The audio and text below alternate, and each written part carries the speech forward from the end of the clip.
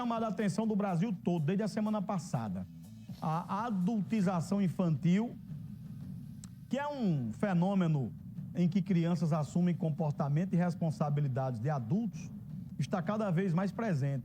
Especialistas estão alertando que isso compromete o desenvolvimento emocional, social e cognitivo da criança. E depois que aquele Felca fez um vídeo de 50 minutos denunciando, inclusive, um paraibano, que é o influencer Ítalo Santos, de usar as crianças que vivem lá próximo dele, né, como forma de adultização, de erotização em relação a essas crianças. Isso bombou no país todo. Eu soube ontem à noite que a Câmara dos Deputados vai colocar para votar um projeto esses dias que proíbe esse negócio de adultização, né? O presidente da Câmara dos Deputados, o deputado Hugo Mota, disse que vai priorizar a votação de um projeto que proíbe esse tipo de comportamento. E Sabrina Barbosa, ela conversa com um especialista em relação a essa questão que tem tomado o centro dos grandes debates, né, Sabrina?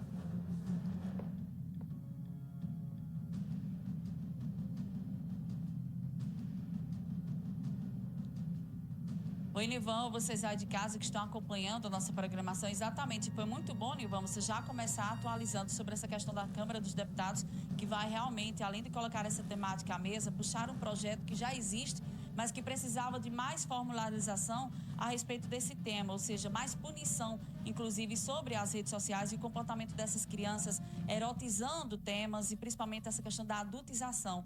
Então, foi muito bom você já frisar sobre isso. Agora, uma coisa que tem muito em questão é sobre quem é o responsável, como é que fica a distribuição dessas imagens e até quando a gente vai conseguir normalizar a situação. Por quê? Tem gente que assiste esses vídeos, vê as crianças se expondo, vê também os adolescentes se expondo e acha normal, mas não tem nada de normal nisso. Por isso a gente veio atrás da Bruna Dávila, que é especialista, é psicóloga, para falar um pouquinho sobre o comportamento dessas crianças e desses adolescentes. Parecem realmente que são adultos. Quando dizem que tem 13, 14 anos, a gente não acredita, porque o comportamento, a fisionomia já é de uma pessoa de 20, 25 anos. Por que que isso acontece? O que que a gente já pode falar ao pessoal aí de casa sobre adultização? O que que significa isso? Bom dia. Bom dia, tudo bem? Eu me chamo Bruna, sou psicóloga clínica, né? Na abordagem da psicanálise, onde geralmente tudo começa e acontece na infância. Quando a gente fala do tema de adultização infantil, a gente traz essa exposição das crianças às redes sociais. Então, exposição do corpo, da sexualidade, de quem a criança é. Quando eu trago sexualidade, eu não estou falando da sexualidade adulta, e sim daquela que Freud fala, que é do amadurecimento dessa criança. Então, quando a gente fala em adultização, expor essas crianças através de danças, de vestuários, de palavras, inserir essa criança no meio adulto, a gente corta esse processo de amadurecimento natural e traz uma maturação precoce, trazendo essa exposição gradual, essa exposição que a gente vê hoje, que é muito prejudicial e traz consequências não só físicas, mas psíquicas e emocionais para o desenvolvimento dessa criança. Porque quando a gente fala do adulto, o adulto não quer o adulto em si. O adulto, ele percorre passos da infância. Então, se a gente não tem uma maturação bem desenvolvida, um ambiente estruturado, quando a gente tem essa questão da adultização, dessa exposição que a gente vê hoje nas redes, esse adulto, ele torna-se um adulto totalmente disfuncional. Agora, tem uma questão, Bruna, é o seguinte, a maioria delas dizem, é minha profissão.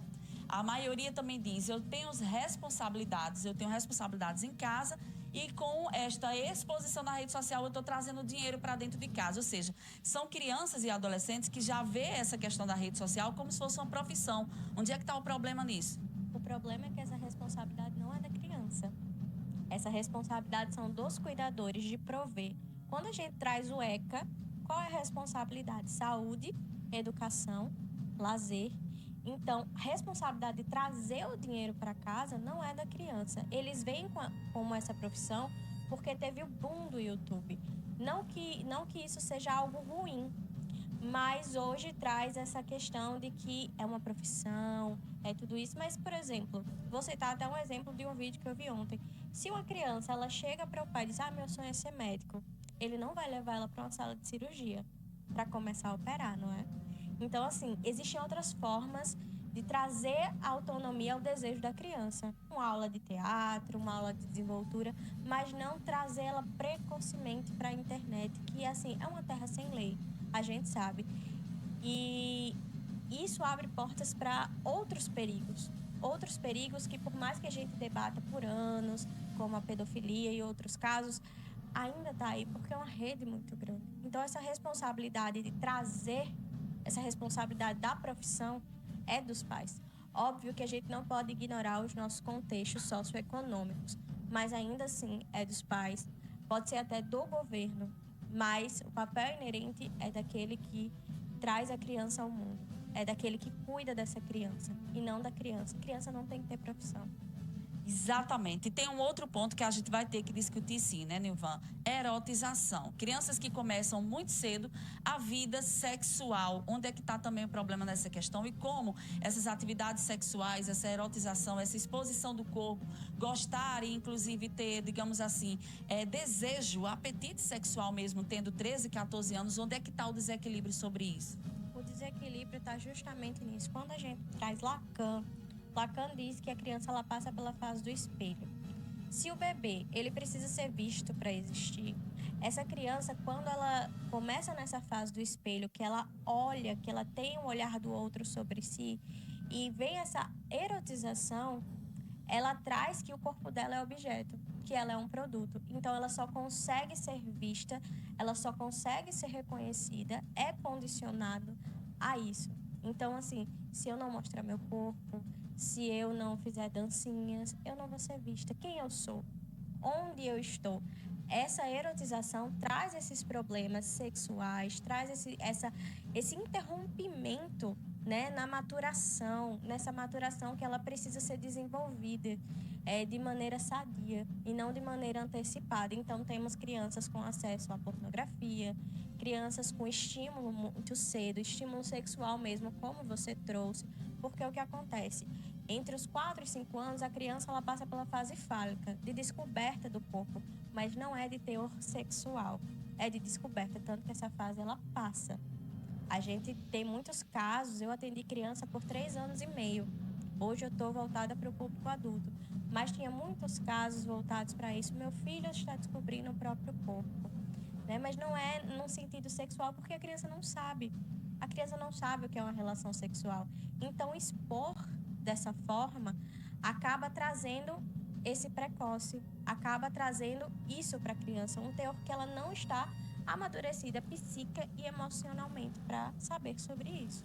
Exatamente. E só para a gente finalizar, responsabilidade. Como é que a gente já pode aí, o pessoal de casa que está acompanhando todos esses dados que você traz, todas essas informações, na hora de ver um vídeo como esse, quem a gente pode recorrer e bem como as responsabilidades para essas crianças que estão sendo aí dessa forma expostas? As responsabilidades cabem aos pais e cuidadores, justamente porque os pais são a nossa visão do mundo. Então, a partir do momento que o pai não atua como barreira para esses tipos de conteúdo, ele acaba deixando o seu filho à mercê. Então, agora, com tudo isso à luz, né, com essa luz que a gente está tendo hoje sobre esse caso, é importante que os pais atuem veementemente quanto a isso. Não é invasão de privacidade você ter o controle sobre o celular do seu filho. Não é invasão de privacidade você ter um monitoramento mais, porque o algoritmo, como o Felca traz no vídeo dele, ele é muito falho. Por mais que tenha lá, a pessoa só pode criar a conta aos 14 anos, mas o pai cria, a mãe pode criar, um amigo mais velho pode criar. Então, é atuar justamente contra isso, porque a partir do momento que você curte o vídeo, o algoritmo vai estar ali rodando e trazendo mais daquele vídeo. Então, não somente na exposição, quanto voltado para essa questão de proteção da criança que consome também, porque ela é capaz de reproduzir os conteúdos, são dos pais. Os pais, eles não devem trazer o seu filho como produto, e sim orientá-los. A educação sexual, ela não é ela não é falar para a criança, não é trazer a erotização, é justamente explicar que o corpo da criança não é um produto. Exatamente. Obrigada, viu, Bruna, pelos seus esclarecimentos.